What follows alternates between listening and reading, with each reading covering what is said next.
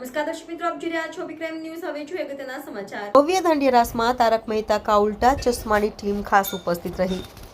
ગુજરાતભરમાં પ્રચલિત કદાવર ખેડૂત નેતા સ્વ વિઠ્ઠલભાઈ રાદડિયાની જન્મભૂમિ જામકંડોળામાં તેમના પુત્ર ભાજપના યુવા નેતા અને ધારાસભ્ય જયેશભાઈ રાદડિયા દ્વારા આવતીકાલે 511 દીકરીઓના ભવ્ય સમૂહ લગ્નોત્સવ પ્રેમનું પાનેતરનું વિશાળ આયોજન કરવામાં આવ્યું.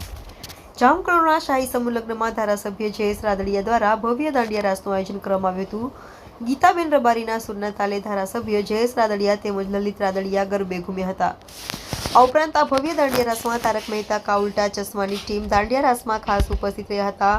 તારક મહેતાની ટીમને જોવા માટે બહોળી સંખ્યામાં લોકો ઉમટી પડ્યા હતા. ગાયક કલાકાર ગીતાબેન રબારી તથા ગ્રુપ દ્વારા સૌને સંગીત થકી સૌને ડોલાવ્યા હતા.